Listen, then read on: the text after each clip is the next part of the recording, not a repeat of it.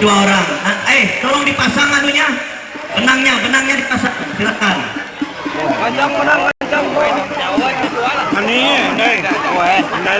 Ini adalah 3, 2, 0.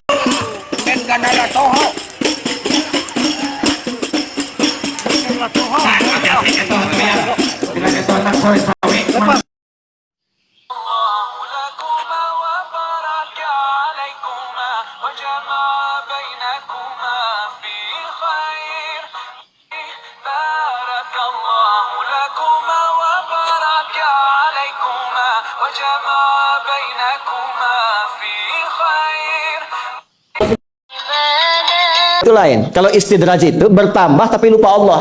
Hati-hati. Proyek nambah, sholat lupa. Hati-hati. Hati-hati ya. Pekerjaan menambah, omset nambah, tapi nggak pernah bisa ngaji. Nggak pernah mampu sholat. Hati-hati itu. Dan paling bahaya kalau itu nambah terus sehingga membuat lupa semua ibadah. Itu istidraj namanya. Istidraj. Ancamannya akhirat tuh. Hati-hati. Segera ingat, segera ingat. Tapi kalau semakin nambah, semakin ingat Allah, itu anugerah. Karena Allah telah menilai hamba ini paham menjalani kehidupan, sehingga dia ngerti. Makanya Utsman, Abdurrahman bin Auf, setelah masuk Islam, hartanya makin nambah. Karena kenapa? Karena telah dinilai layak mengelola harta, paham cara mengelolanya. Dapat segini, alokasikan ke sini. Dapat segini, alokasikan ke sini. Pak, di mana logikanya ada 600 truk hasil usaha? Bapak punya 600 perusahaan. Satu perusahaannya itu bergerak di bidang misalnya logam mulia. Ya, ada emas, ada berlian, ada macam-macam dan sebagainya. Satu kali Anda berhasil mendapatkan kurang lebih 600 truk logam mulia di dalamnya. Mau datang kemudian ke tempat Anda di jalan. Tiba apa yang terjadi?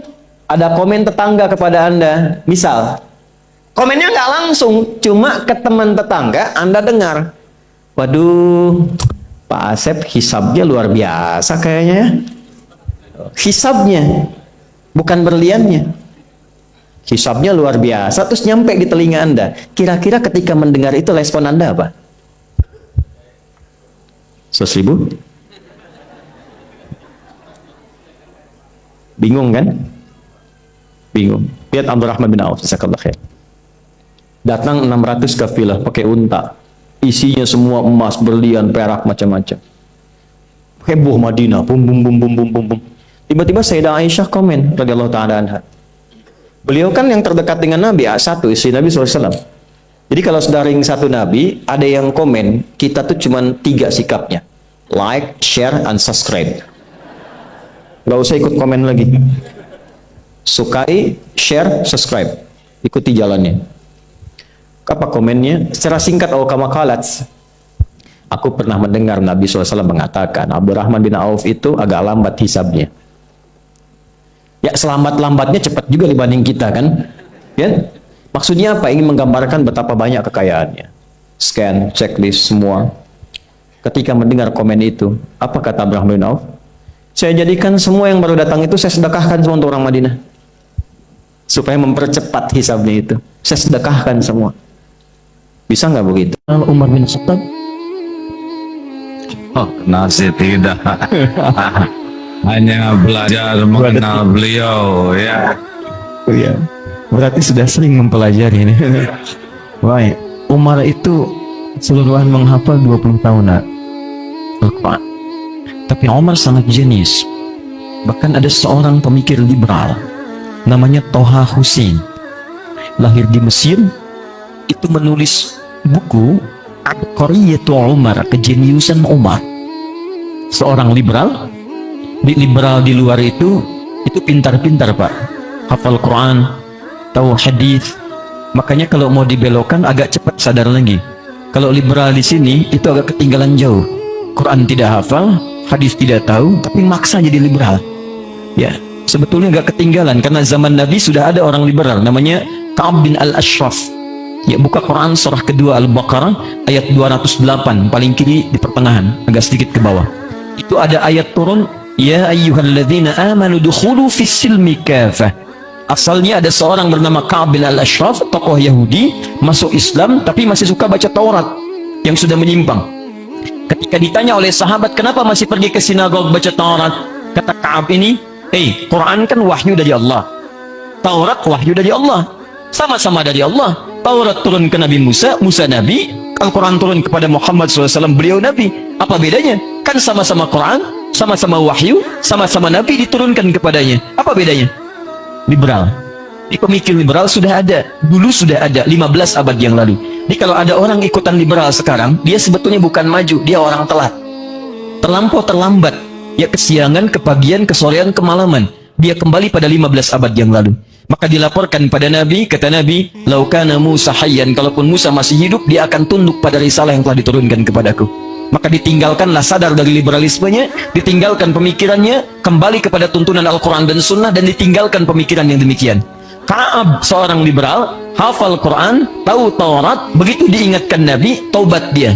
Orang liberal sekarang, Quran tidak hafal, hadis tidak tahu, Taurat tidak pernah kenal, diingatkan, malah nekat makin liberal. Orang-orang semacam ini, mohon maaf, barangkali ia terlampau telat dalam kehidupannya. Nabinya sama, tapi setelah itu saling menyalahkan. Dan yang paling saya khawatirkan adalah begini, menyimpulkan bahwa itu yang paling benar, yang lain salah. Itu bahaya. Sebab ketika yang dipelajari itu salah, tidak ada yang mampu didengar dari yang membenarkan. Itu bahaya. Ada di antara jamaah kami menyekolahkan anaknya di satu sekolah. Begitu diwawancara, pewawancaranya nanya begini, untuk diterima di sekolah. Padahal masih sekolah kecil, TK ke SD, SD begitu. Orang tuanya ngajinya sama ustadz siapa? Begitu disebutkan Ustadz Adi, oh beda manhaj, nggak bisa. Waduh, gimana ini? Padahal kita belum pernah bertemu dengan orangnya. Belum pernah tahu apa yang dimaksudkan. Tidak ada masalah dan tidak boleh mencela. Tidak boleh kita berprasangka buruk juga. Yang saya khawatirkan adalah begini. Anda menghukumi sesuatu yang tidak Anda ketahui, maka kalimat itu mencari pemiliknya. Beda manhaj itu artinya beda keyakinan. Karena manhaj itu semua yang bersumber dari Nabi. Kalau beda manhaj artinya beda keyakinan, bahaya itu. Beda mazhab pasti nggak ada masalah. Beda manhaj itu bahaya. Apalagi kalau dipanggil sudah nggak salam. Assalamualaikum akhi. Beda manhaj. Bahaya. Maka bagaimana rumusnya? Pelajari. Saya tidak mengajarkan Anda untuk saling mencela orang lain. Kalaupun ada yang begitu, jangan dicela. Jangan dicela. Tapi kita tetap terbuka dengan senyuman dan baik, pelajari sehingga semua membuat mengerti. Yang enak tuh begini, guru mengajarkan, kita tidak kunut misal. Dalilnya ini. Kalau ditemukan teman kita kunut, dalilnya yang ini. Jadi hargai mereka yang kunut. Jelas? Kita bacanya jahar. Kalau Anda menemukan yang tidak jahar silent, ini dalilnya. Jangan kaget kalau ditemukan. Enak kalau begitu. Saya di Masjidil Haram, tugas tahun 2010. Bi'sah penerima jemaah haji. Jemaah haji pertama datang pas sholat isya, imamnya Imam Syekh Sudes. Begitu sudah takbir, Allahu Akbar. Ini saya masih ingat betul sampai sekarang. Berarti sudah 13 tahun peristiwa itu. Allahu Akbar. Silent. Bismillahirrahmanirrahim. Alhamdulillahi Rabbil Alamin. Itu komentar pertama makmum di samping saya. Iki imamnya Muhammadiyah tuh katanya. Muhammadiyah cabang Masjidil Haram. Jadi saya tidak ingin ada kesimpulan lagi kalau yang kunut NU, yang tidak kunut Muhammadiyah. Sejak kapan itu di zaman Nabi sudah muncul? Tidak ada. Muhammadiyah hormati, NU hormati, kompak semuanya jadi seorang muslim yang baik. Sepakat? Terakhir, praktekkan itu, hanya jangan jadi teori saja.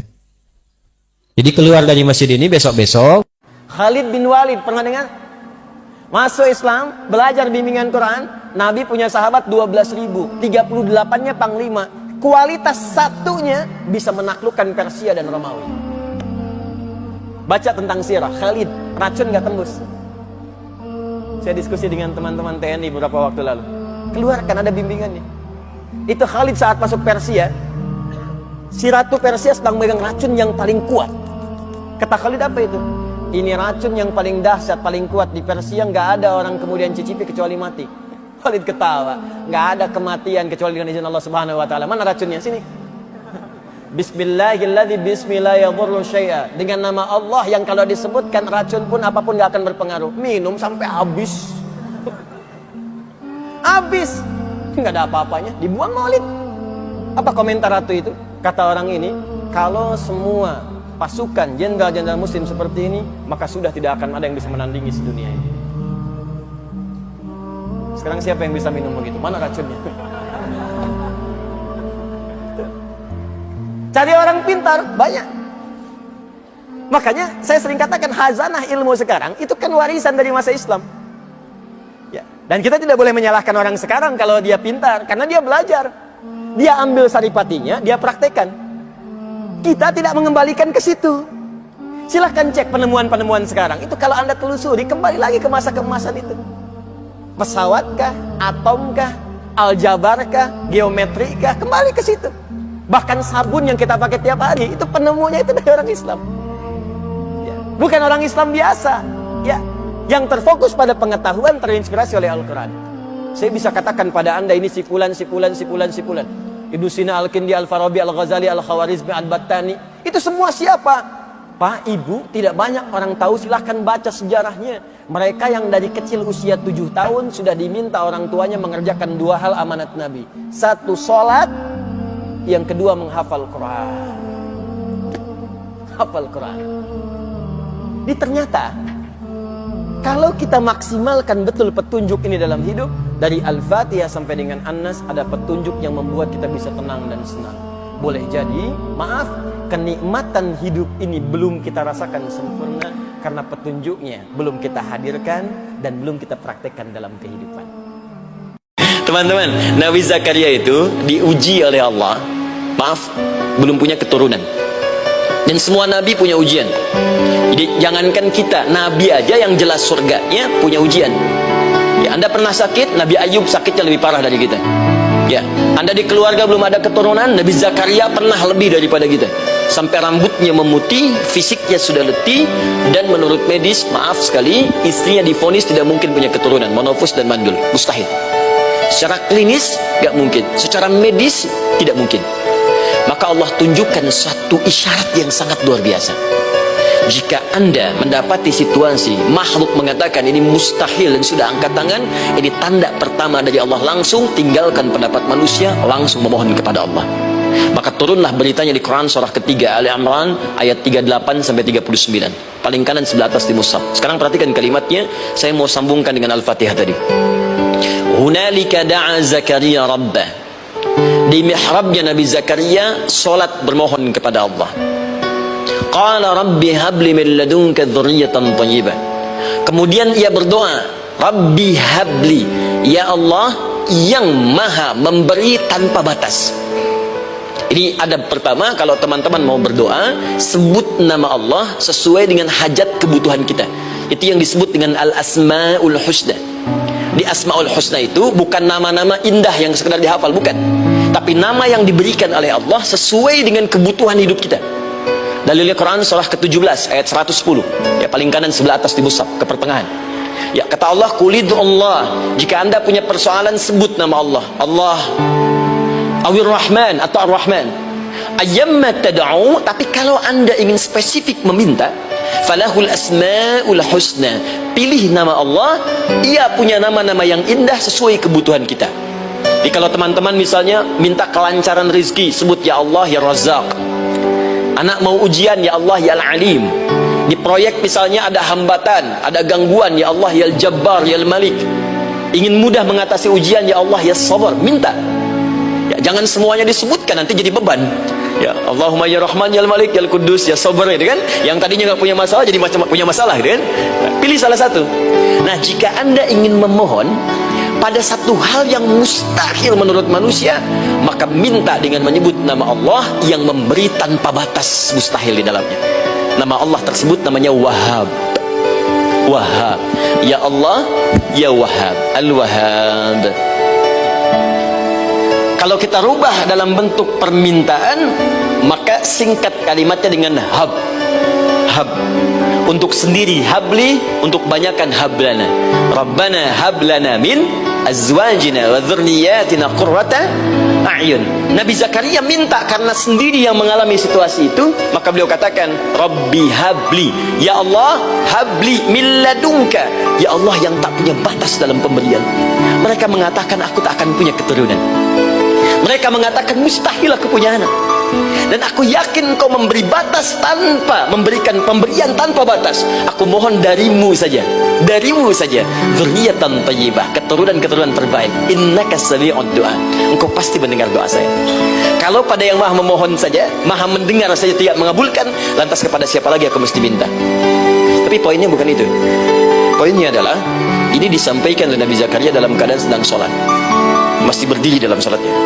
Dalam bahasa Arab berdiri disebut dengan qaimun, qaim, berdiri. Sedang sholat disebut dengan yusalli. Perhatikan ayat 39-nya. Fanadatul malaikatu wa huwa qaimun yusalli fil mihrab.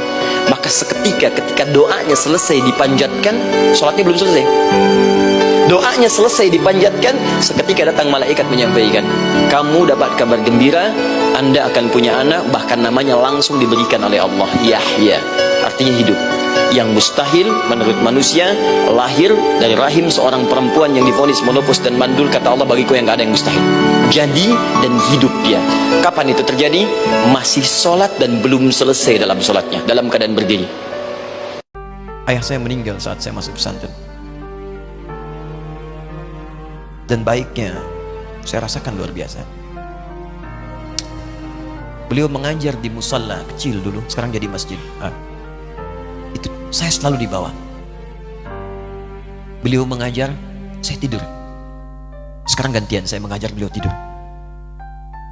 Dan kadang di pangku gendong sampai pulang. Saya pernah sengaja pura-pura tidur untuk ingin tahu apa yang dikerjakan ayah saya di jalan. Jaga betul supaya nggak bangun.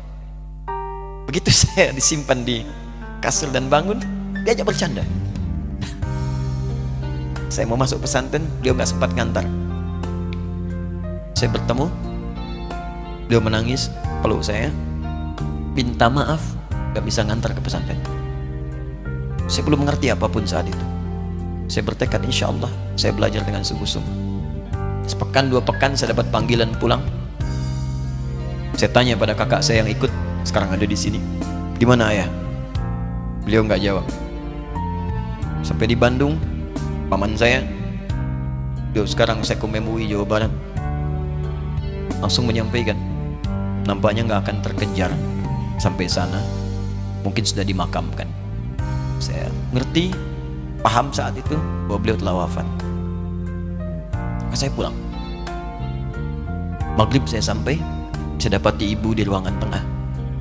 Saya datangi, saya menahan tangis, tidak menangis sedikit untuk membahagiakan ibu saya. Saya datang, saya peluk, saya temani tidurnya. Itu pertemuan saya dengan ayah saya terakhir di mimpi. Saya bermimpi melihat sudah pakai kemeja, tersenyum, mendadahi saya. Sudah. Besoknya saya cari ke kamar. Ternyata Allahu Akbar, apa yang selama ini saya pelajari di pesantren, kitabnya sudah ada di kamar semua, sudah disiapkan. Saya menangis saat itu, saya bawa mushaf. Jadi bapak saya, ayah saya, itu bajunya pun saat wafat dibagikan kepada sahabat-sahabatnya. Bajunya, kitab-kitab ini dibagikan. Ibu saya menunjukkan kemudian ada jam yang nanti nak pakai. Saya bilang, simpanlah. Saya bawa mushaf. Dengan mushaf itu, saya duduk di ruangan tengah, saya menghadap kiblat dan saya mohon kepada Allah. Ya Allah, saya tak punya kemampuan lagi membahagiakan ayah saya saat hidup di dunia. Tapi mohon jadikan setiap huruf dalam Al-Quran ini, ya Allah, pahalanya mengalir untuk ayah saya. Begitu saya bacakan saat itu, tak bisa saya berhenti. Dan tiba-tiba langsung masuk ayatnya, artinya, posisinya, nomornya. Gak pernah berhenti, masuk. Saya bertekad ingin berbuat baik. Puncaknya saya sekolah. Ibu, ya Allah, saya ingin berbakti pada ibunda saya. Anda tahu apa yang terjadi? Demi Allah saya katakan, ketika Anda bersabar. Ibu saya, Bu, Pak, itu krisis 97A. Waktu krisis, saya masuk pesantren. Saya diberikan sempurna bekal seperti anak-anak lain. Rupanya ibu saya sudah tanya kepada santi-santi, orang tuanya, berapa bekal Anda kasihkan? Dikasih yang paling tinggi itu. Itu dikasihkan pada kami tiap bulan. Saya terima. Satu kali libur saya pulang dari jauh, ibu saya tersenyum melihat sedang jemur pakaian lihat saya. Begitu saya tiba, kaget saya. Ini kok pakaian ibu saya? Pakaiannya nggak cocok dipakai gitu. Ini bukan pakaian ibu saya. Kayak kain pel lah kalau sekarang. Saya masuk ke rumah, saya kejar, saya buka pakaiannya, lemarinya. Saya nggak temukan sedikit pun. Saya kejar kakak saya. Dia sudah siapkan makan. Kak perempuan kami yang kedua. Mana pakaian ibu saya? Perhatikan jawabannya. Dia menangis saat itu. Dia bilang, mama itu telah menjual semua perhiasan dan pakaiannya untuk pendidikan kamu. Jual. Untuk kita katanya. Jual. Dan bertahan dengan 150.000 per bulan. Saat krisis. Jadi rupanya ibu saya itu makan nasi sehari cuma sekali. Beliau mengajar. Di berangkat sekolah itu cuma makan pisang, minum kopi. Makan nasinya malam. Saya bilang, ya Allah, saya akan ganti baju ibu saya dengan kain ihram dan saya gandeng tangannya di Masjidil Haram. Itu apa yang terjadi? Begitu saya kuliah di Libya, alhamdulillah, saya berangkat, saya mulai mengajar, saya serius belajar. Saat itu kemudian Allah mulai berikan jalan. Saya ingin sungguh-sungguh. Malam saya bangun, saya sholat, saya belajar, saya menghafal Quran, saya belajar riwayat Quran. Sampai puncaknya tiba. Saya ditugaskan pemerintah Indonesia saat itu untuk jadi petugas haji di Mekah. Saya telepon ibu saya. Saya bilang, Ma, saya insya Allah akan haji 2010. Saya telepon Februari saat itu. Saya dengar suara, terbayang wajahnya indah, senyuman, bahagia. Alhamdulillah, nak. Kapan berangkat? Tahun ini insya Allah. Saya bilang, dan saya tidak akan pernah berangkat kecuali mama pun akan berangkat. Terdengar nada pesimis tapi senyum. Dari mana katanya? Allah akan kasih, saya bilang. Saya sedang bekerja berusaha karena Allah. Mustahil Allah akan sia-siakan. Berapa butuhnya? Porsinya 25 juta. Kapan harus ada? Bulan Juni. Ya, dari Februari ke Juni itu. Ya, Juli bukan Juni, Juli. Ya, jadi saya masih ingat bulan 7, 5 bulan itu. Saya ibu, Pak, nabung saya. Saya beli tabungan, saya niatkan untuk ibu saya haji. Bulan Juli masih setor 25 juta. Jadi semua tabungan masukin situ. Ada yang ngajar ngasih, masukin situ. Masukin semua. Tepat sepekan sebelum itu kemudian didaftarkan, saya buka tabungan. Allahu Akbar, karunia Allah luar biasa. Tadi butuh berapa? 25 juta. Begitu dibuka, Masya Allah, 1 juta. Karena beasiswa nggak banyak, 1 juta. Tapi 3 hari sebelum daftar, entah dari mana ibu-ibu pengajian di KBRI datang. Ustaz, ibu katanya mau haji juga ya? Ustaz mau haji ya? Ibu ikut ya? Sudah nggak usah dipikirin, nanti kami yang pikirkan semuanya. Tiba-tiba dikirim, bayar porsinya di sana, dapat koper paling besar. Bayangkan, tadinya kopernya belum datang, telepon lagi, nak koper belum datang katanya. Saya bilang, Ma, tenang aja, apa hajinya nggak jelas ini? Tidak jelas, saya bilang, insya Allah. Ya. Nah, cuman beritanya berbeda. Begitu saya telepon lagi, Ma, gimana bisa? Nah, telah keluar pengumumannya. Kapan, Ma? 2013. Loh, kan saya hajinya 2010, nggak bisa, harus 2010. Lihat kalimat ibunda saya. Nah, jangan pernah mengambil hak orang lain. Allah kasih 2013, alhamdulillah. Saya bilang, Ma, kita tidak harus mengambil hak orang lain, tapi kita meminta kepada Allah yang memanggil kita. Boleh jadi Allah akan berikan tambahan kuota pada tahun ini. Doa lagi, minta, datang ke masjid. Tiba-tiba ada sidang Oki di Istanbul saat itu, keputusan 1.000. Setiap ada 1.000 muslim, 1 kuotanya. Saat itu Indonesia dapat tambahan 22.000, termasuk ibu saya ada di situ. Ya, acara malam Al-Qadar 27 Ramadan, malam masih ingat betul, saya jadi MC dengan rektor pada saat itu. Saya nggak pernah bawa handphone, tiba-tiba handphone itu saya bawa, berbunyi kemudian telepon itu. Saya minta pada rektor izin, saya angkat dulu, diperkenankan. Saya kemudian ke belakang masjid, saya angkat. Tiba-tiba saya dengar suara sudah menangis. Nah, katanya, kenapa, Ma? Alhamdulillah, Mama bisa haji. Ternyata kuota itu termasuk ibu saya. 5 bulan, Pak. Pena biasa. Nggak bayar tambahan, nggak ada macam-macam, bisa berangkat. Begitu saya berangkat duluan, saya tungguin betul di apartemennya, di maktabnya sampai datang. Begitu sudah datang, saya nggak sapa, saya lihat dari jauh. Bahagianya saya bisa mengganti pakaian tadi yang lusuh dengan kain ihram. Saya perhatikan, saya ikuti dari belakang. Di lift, saya ikuti. Di jalan, saya ikuti. Begitu sampai Masjidil Haram, saya gandeng tangannya. Ma, kita sama-sama. Labbaik Allahumma labbaik. Labbaik la syarika lak labbaik. Saya tawaf, saya gandeng ibu saya lindungi supaya dapat kenikmatan dalam tawafnya. Begitu saya rasakan bagaimana Sayyidah Hajar bekerja keras untuk Ismail. Saya balas di situ. Saya gandeng tangan yang kanan. Saya minta pada Allah, muliakan ibu saya, ya Allah, muliakan ibu saya, muliakan, berikan saya kesempatan membahagiakannya. Cuman yang kanan digandeng, yang kiri kosong, karena sudah tidak ada. Jadi ketika Anda belajar pun untuk menjadi ulama, Allah akan muliakan Anda. Orang tua Anda akan dapat bagiannya. Yang hafal Quran itu Musa, yang bisa haji bapak ibunya. Kemarin saya jadi Amirul Hajj dari kedutaan Saudi berangkat, membawa 350 orang rombongan. Siapa yang saya bawa? Ahli Quran, yang hafal Quran anak-anaknya. Ahmad Kamil, yang haji, pengajarnya, murabbinya, ibunya, temannya, banyak yang berangkat. Yang berangkat siapa? Calon ulama. Dijadi ulama itu, jangankan sudah jadi, kalau benar caranya, baru bergerak pun Allah pasti akan jaga. Kalau benar caranya. Antara asar dan subuh itu masih ada yang unggul. Ada yang istimewa lagi. Apa yang istimewa? Antara asar dan subuh, yang istimewa terletak di subuhnya. Jadi dari 5 waktu ini, yang pertengahan asar dan subuh, karena amal di bawah ditunjukkan untuk mendapatkan penilaian langsung dari Allah seketika dan memberikan jawaban dari apa yang kita inginkan, asar dan subuh.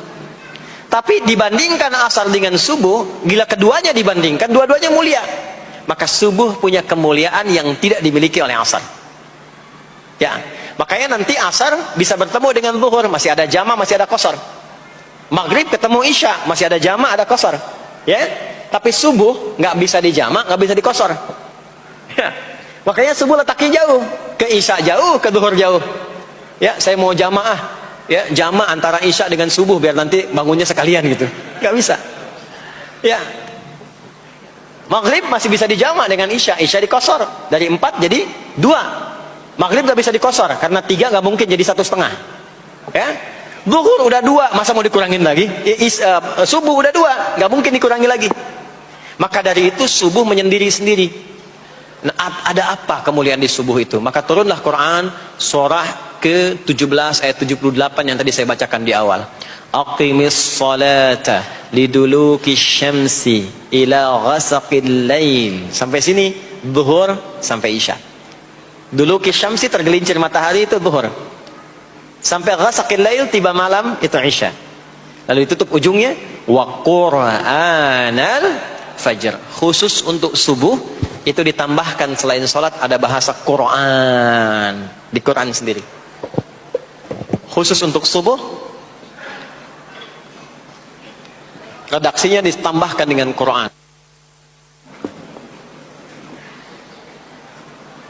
Apa itu Quran? Halo, apa itu Quran? Kalau tidak tahu cepat katakan wallahu a'lam deh. Apa itu Quran? Wallahu a'lam. Ada Quran, ada Al-Quran. Ada Quran, ada Al-Quran. Kalau yang disebut Al-Quran itu mutlak firman Allah. Dari mulai Al-Fatihah sampai An-Nas. Ini yang terdapat di dalam mushaf ini, di 2 jilid ini. Ya, itu Al-Quran. Kalau disebutkan Quran tanpa alif lam, maka yang dimaksudkan bacaan secara umum.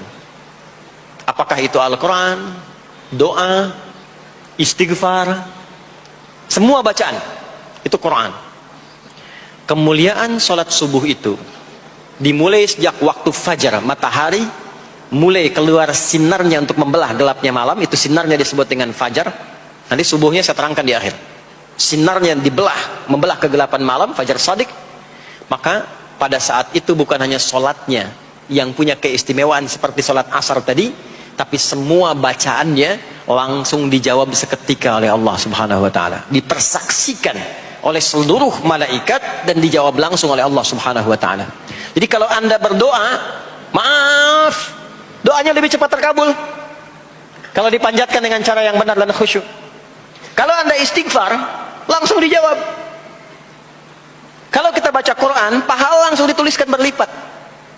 Itulah kemuliaan waktu fajar. Jadi Allah sendiri yang menyampaikan, bukan cuma sholat yang penting, semua bacaannya itu langsung didengar, langsung direspon, langsung dipersaksikan. Karena itu ada anjuran bahkan dari Al-Quran, dan ini dikerjakan oleh semua sahabat, saking pentingnya sholat subuh itu, waktu fajar itu, bahkan mereka bangun dan menunggu sebelum tiba fajar. Maka disitulah muncul kemudian tahajud. Maka muncullah kemudian istighfar sebelum waktu subuh. Ya, ada amalan, ini saya mau kasih rahasia ya. Tapi tolong jaga, ini antara kita saja di sini. Ya, rahasia. Ada waktu sebelum subuh. Cuman 15 sampai 20 menit kurang lebih. Ingat ya, kalau dikonversi sekitar 15 sampai 20 menit waktunya. Namanya waktu sahar. Sahar, jamaknya ashar. Jamak itu karena setiap hari oleh Allah dikasih itu. Sahar, jamaknya ashar. Jangan pernah katakan begini, ikut mazhab apa ikut Nabi. Itu artinya belum belajar. Tapi jangan kita cela, itu pernyataan aneh. Karena kalau orang ngaji fikih nggak mungkin berkata demikian. Karena mazhab itu bukan kelompok, mazhab itu yang merangkum, mendokumentasikan berbagai pengetahuan yang bersumber dari Nabi. Cenderung pada sesuatu bahasa Arabnya madzhaba ilaihi. Karena kepanjangan disingkat mazhab. Maka di sini kita kenal pilihannya Imam Syafi'i, mazhab asy-Syafi'i. Pilihannya Imam Ahmad, mazhab Hambali. Pilihan Imam Abu Hanifah, mazhab Hanafi. Pilihan Imam Malik, mazhab. Nah, mazhab itu bukan kelompok-kelompok. Dan semua kita itu kalau ngaji sekarang, itu sanadnya akan tersambung ke mazhab tadi. Kenapa? Karena Nabi itu singkatnya gini, Nabi ngajar ada sahabat. Sepeninggal Nabi, sahabat ngajar. Semua diajarkan. Itu zaman Nabi, zaman sahabat, zaman tabi'in, mereka punya kekuatan untuk mengingat. Dan hebatnya hafalan mereka di dalam kepala. Karena orang sekarang hafalnya di luar kepala. Di luar kepala itu belum hafal. Mereka itu hafalnya di dalam kepala. Nah, bertambahnya masa, berubah eranya, berkurang ingatannya. Karena orang dulu tuh maksiatnya sedikit. Jaga maksiatnya banyak. Dijaga. Sehingga berkahnya apa? Kekuatan ingatannya panjang. Sekarang tantangan maksiatnya banyak.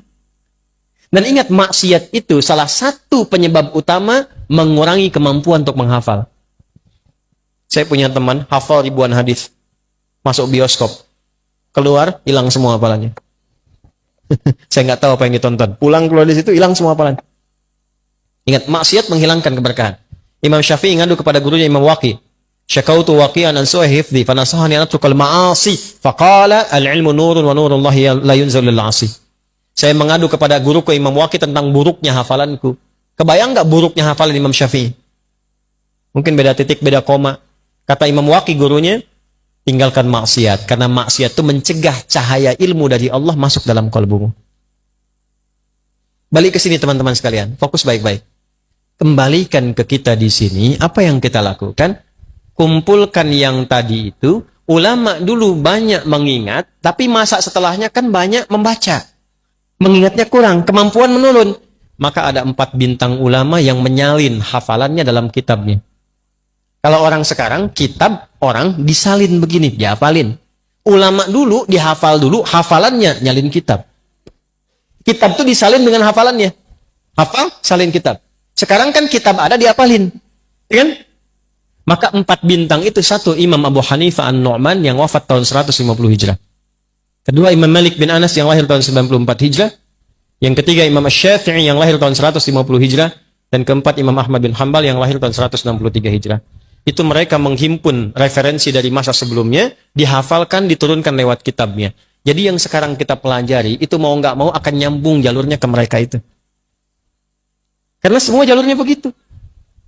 Maksud saya, jangan pernah katakan begini, ikut mazhab apa ikut Nabi. Itu artinya belum belajar. Tapi jangan kita cela, itu pernyataan aneh. Karena kalau orang ngaji fikih, nggak mungkin berkata demikian. Karena mazhab itu bukan kelompok. Mazhab itu yang merangkum, mendokumentasikan berbagai pengetahuan yang bersumber dari Nabi. Kita nggak mungkin kita dapatkan langsung akses ke Nabi. Siapa yang sekarang pernah ketemu Nabi? Saya pulang. Nih, Anda belajar sholat dari mana? Nggak mungkin langsung dari Nabi. Oh, tadi saya ketemu Nabi, mimpi kok diajarin begini. Nggak bisa. Kita harus urut riwayatnya dari mana. Nah, kalau kita urut-urut yang mengajarkan dari takbir sampai salam, ketemunya jalurnya di mazhab juga. Ketemunya di situ. Dari mana tahunya bismillah dijaharkan? Pernah ketemu Nabi? Tidak. Diurut sipulan sampai ke Asy-Syafi'i. Asy-Syafi'i menerima dari gurunya sipulan sampai ke Nabi. Urutan itu disebut dengan sanad namanya. Di Sahih Muslim ada babul isnad di muqaddimah. Babul isnad minad din. Jadi urutan dalam penyampai riwayat itu termasuk dalam agama. Jadi kalau salah menerima ilmunya bisa salah ibadahnya. Nah, kita punya itu dalam Islam. Nah, dalam hal yang ada perbedaan, yang tidak sama, belajar caranya supaya tidak saling menjatuhkan. Tidak saling mencela dan merasa benar sendiri. Padahal mungkin orang lain punya alasan yang berbeda dengan kita, cuma sumbernya kembali ke Nabi. Ya. Jadi ternyata kunci kebahagiaan itu di Quran bukan uang. Kunci ketenangan, kesuksesan itu bukan harta benda. Bukan jabatan, bukan kedudukan. Bahkan tidak sedikit orang yang telah mendapatkan kedudukan, bahkan tinggi kedudukannya masih ingin menambah karena belum merasakan ketenangan dan kenyamanan. Bukankah Anda perhatikan orang-orang yang terjebak dalam korupsi itu, perbuatan-perbuatan mungkar itu, bukankah kalau diperhatikan hartanya sudah melimpah, kedudukannya kadang-kadang sudah tinggi? Apa yang menyebabkan mereka bersikap demikian? Karena ada satu bagian dalam kehidupan yang belum dirasakan kenikmatannya. Kata Allah, kunci untuk meraihnya adalah takwa. Anda yang ingin mendapatkan tambahan pengetahuan yang sekarang tengah belajar, pelajarkah, mahasiswakah? Ternyata kuncinya bukan sekedar bakat kepintaran. Quran surah kedua Al-Baqarah di akhir ayat 282. Wattaqullaha wa yu'allimukumullah. Kamu tingkatkan takwamu kepada Allah. Kata Allah, aku tambahkan dan ajarkan kepadamu tambahan pengetahuan. Kunci kebahagiaan ternyata bukan harta, bukan kedudukan. Quran surah kedua Al-Baqarah di akhir ayat 189. Wattaqullaha la'allakum tuflihun. Tingkatkan takwamu kepada Allah. Kata Allah, aku tanamkan kebahagiaan di setiap etape kehidupanmu. Rumah tangga bahagia, pekerjaan bahagia, kehidupan sosial bahagia. Hadirin, bukankah yang punya harta adalah Allah? Bukankah yang punya ilmu adalah Allah? Bukankah yang punya kebahagiaan adalah Allah? Tapi menariknya, kita tahu, kita menyadari yang punya ilmu Allah, yang punya harta Allah, yang punya kebahagiaan Allah. Tapi kita yang mengatakan itu semua adalah milik Allah, jauh dari Allah. Bagaimana semua itu bisa diraih? Bukankah hukum mengatakan orang yang dekat dengan seseorang yang punya kapasitas akan punya akses mendapatkan kemudahan dari kapasitas yang dia miliki. Orang yang dekat dengan pejabat dibuka akses dari jabatannya. Orang yang punya kedekatan dengan orang yang punya harta dibuka kelapangan untuk mendapatkan bagian dari hartanya. Hukum itu berlaku seseorang yang dekat dengan Allah, apa yang sulit bagi Allah untuk melimpahkan kepada hambanya. Jadi problemnya, kalau ada orang sukses di pekerjaan, kurang bahagia di rumah tangga, mungkin mohon maaf bukan karena kurang dolarnya, bukan karena kurang hartanya, boleh jadi yang kurang takwanya. Kalau ada orang yang merasakan kurang mendapatkan kedudukan, bukan kurang tingginya, bukan kurang hebatnya, mungkin yang kurang takwanya. Kalau ada yang merasakan ini utang piutang kenapa belum lunas juga, ini kesulitan kenapa seringkali ada di hadapan, mungkin yang kurang hebat, yang dituntut dari Anda bukan kehebatan ikhtiarnya, bukan ilmunya, bukan tenaganya, barangkali yang kurang takwanya. Itu yang menjadikan Nabi seringkali mengingatkan kepada setiap umatnya dari sejak zaman sahabat ridwanullahu alaihim jami'a yang diteruskan dengan riwayat sampai ke kita. Tidak sedikit kalimat Nabi yang pertama disampaikan nasihatnya takwa. Al-Imam An-Nawawi rahimahullah saking pentingnya dengan takwa ini menyantumkan nomor hadis ke-18 dari Al-Arba'innya an Mu'adz bin Jabal wa Jundub bin Junadah radhiyallahu ta'ala anhuma anin Nabi sallallahu alaihi wasallam qala ittaqillaha haitsu ma kunta wa atbi' sayyi'atal hasanata tamhuha. Bahkan kata Nabi, kalau Anda ingin jadi orang baik, orang hebat, orang yang mudah didambakan di setiap keadaan, bertakwalah kepada Allah. Ketika takwanya meningkat, keburukannya Allah tutupi, kebaikannya nampak. Siapa yang tidak senang dengan orang baik? Kalau dia pejabat, dia akan menjadi pejabat yang baik. Kalau dia hartawan, dia akan menggunakan hartanya pada kebaikan. Kalau dia ilmuwan, dia akan kreasikan ilmunya pada kemaslahatan. Jadi siapapun yang mampu meningkatkan takwa, kata Nabi, Allah akan rubah pribadi itu menjadi pribadi yang lebih baik dan bermaslahat dengan takwanya dalam kehidupan.